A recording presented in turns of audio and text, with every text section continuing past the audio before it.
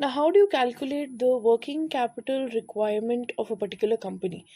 See, बचपने से हम ये फॉर्मूला पढ़ते आ रहे हैं. Working capital is nothing but current assets minus your current liabilities.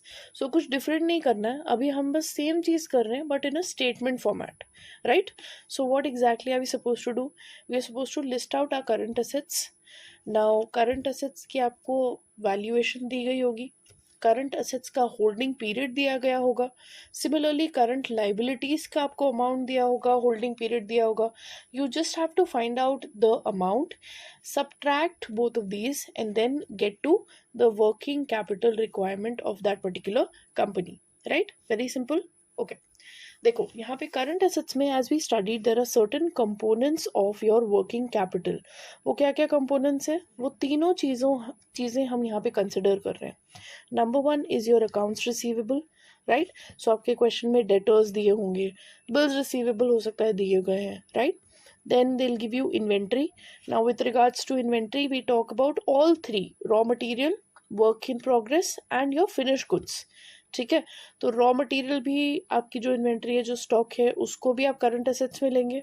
Work in progress again becomes your current asset and finish goods as well. ऐसे गुड्स जो कि बन चुके हैं बट सेल नहीं हुए, राइट?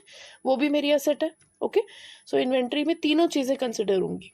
अपार्ट फ्रॉम दैट कुछ हो सकता है आपको क्वेश्चन में कैश बैलेंसेस दिया हो, again that becomes my asset, right? तो वो भी हमें असेट में ऐड करना पड़ेगा.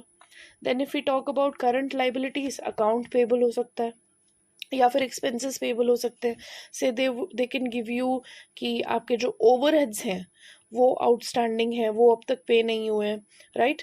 और they could give you that the salary, say the wages you have not yet paid, तो आपका जो लेबर कॉस्ट है वो वहाँ पे आ जाएगा. ओके, ये सब अभी हम क्वेश्चन में देखेंगे. अभी के लिए बस इतना समझो कि आपको क्या करना है. अगेन स्टेटमेंट फॉर्मेट में करंट असेट्स और करंट लाइबिलिटीज को डिडक्ट करना है depending on their cost given and their holding period.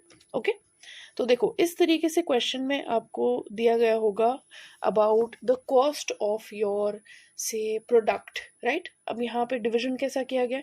यहाँ डायरेक्टली आपको बता दिया गया है कि देखो रॉ मटेरियल के 3 रुपीज़ हैं, लेबर के 2 हैं, ओवरहेड के 1 है. ये आ गया आपका टोटल कॉस्ट. प्रॉफिट उसमें जोड़ो 4 रुपए और ये बन गया आपका सेलिंग प्राइस. अब कुछ कुछ क्वेश्चंस में वो क्या करते हैं, they give you as a percentage. तो हो सकता है कि आपको बोल दें कि say selling price is 10 rupees and then raw material cost is equal to 30% of the selling price. So again this is no rocket science. इसमें आपको क्या करना है, 10 into 30% which gives you what, 3. This becomes your raw material cost, right?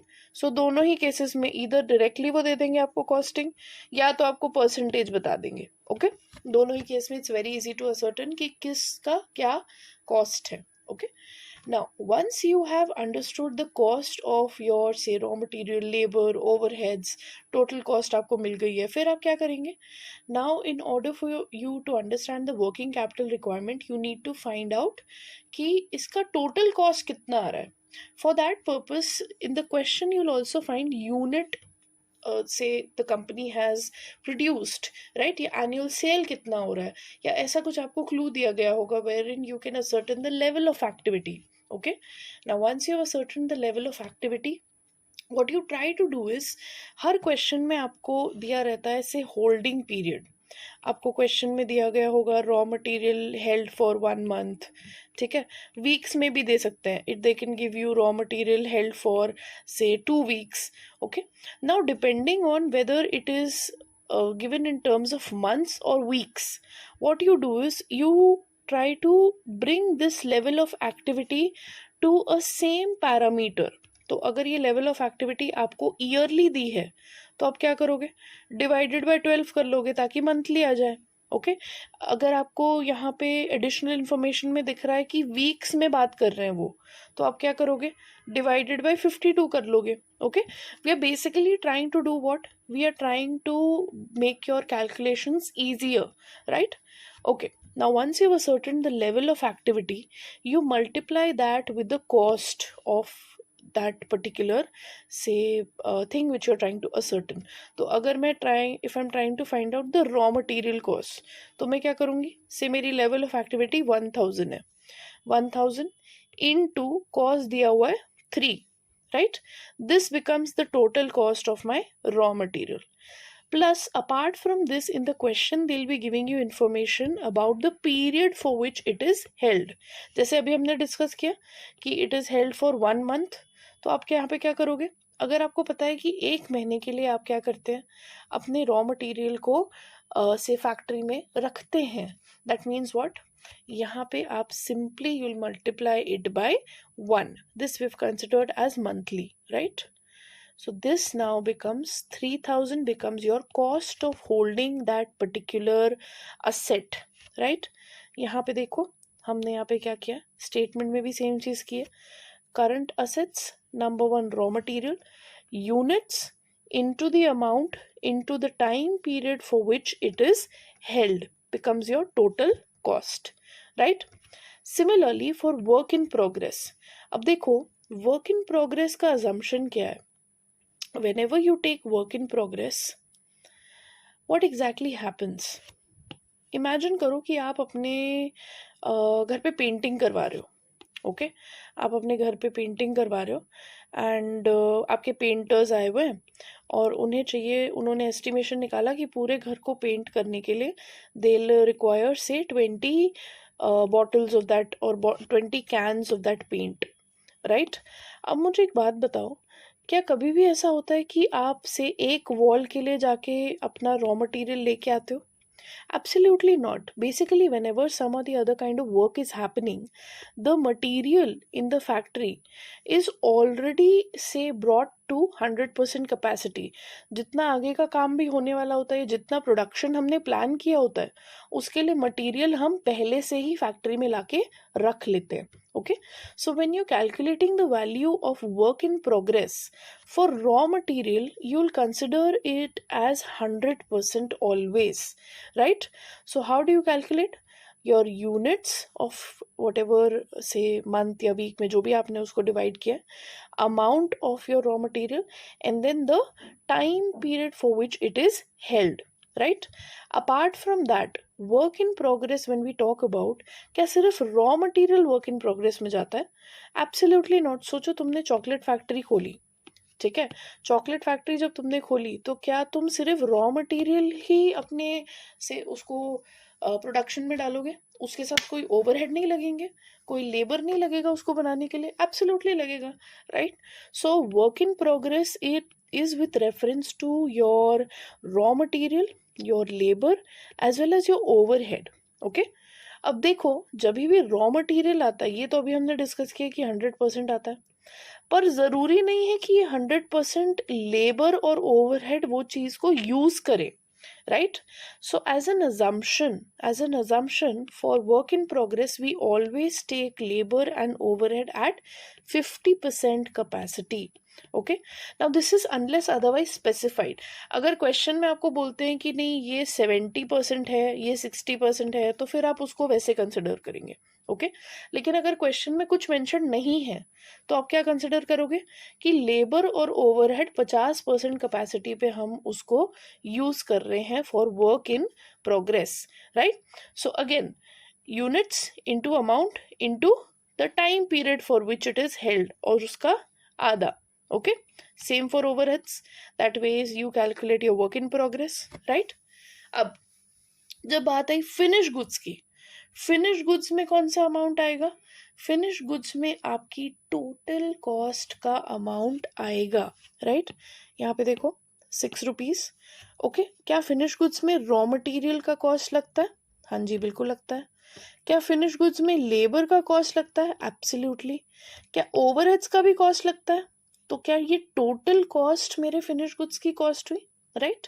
So the amount here will be raw material plus labour plus overheads into the time again, okay, which gives you the final cost, right?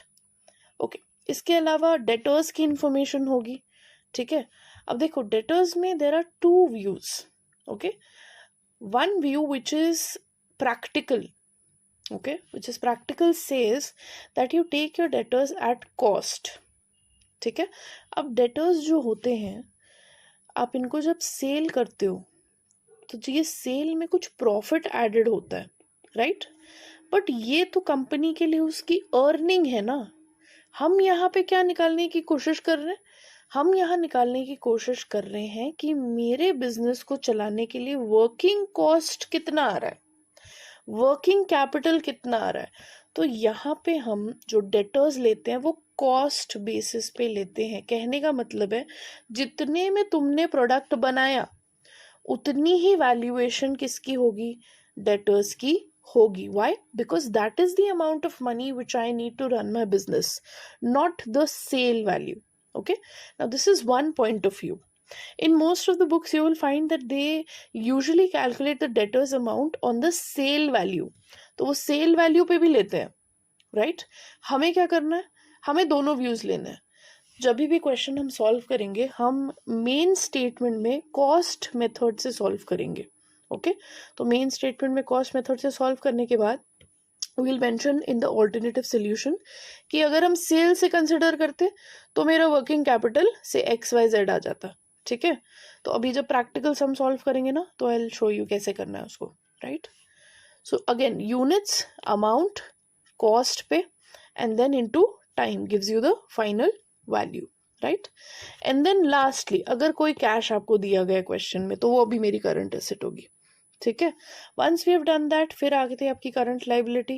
So creditors again units, amount, जो raw material, अब raw material पे ही creditor होंगे. Raw material जब खरीदा होगा तब हो सकता है सामने वाला जो वेंडर होगा उसने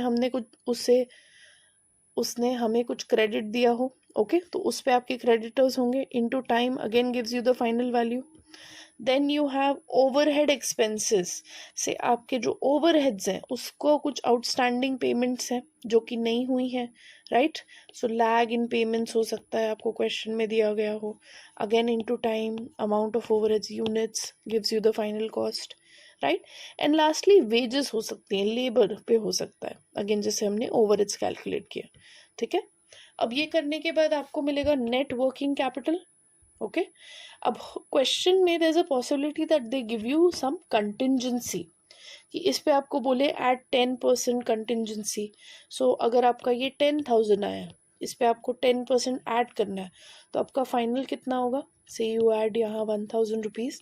सो यहाँ पे आपका 11,000 नेट वर्किंग कैपिटल रिक्वायरमेंट होगा कंपनी का, right? So this was all about assessment. Now in the next video we try to say solve some questions.